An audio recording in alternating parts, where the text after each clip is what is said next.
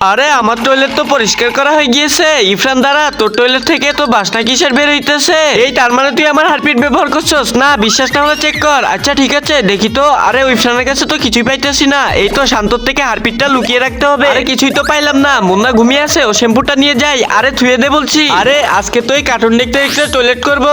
আরে ইরফান আমাকে টিস্যু দে। ওই না, দিব না, আমার টিস্যু কাউকে দিব না। ওই ইরফান তাড়াতাড়ি দে, না হলে আমার টয়লেট হয়ে যাবে। আমার এক্সের ছবিটা এখানে লাগাই। এই তো আমি এটা ছিঁড়ে নিয়ে যাই, এটা দিয়ে কাজ চালিয়ে নিব।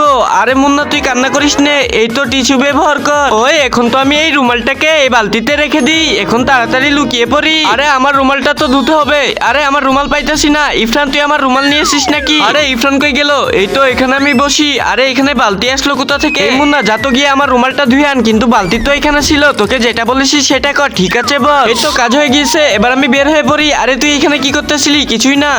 তোমার হাতে মোবাইল আছে কিন্তু কমেন্টে আল্লাহ লেখার মতো সময়টুকু নেই।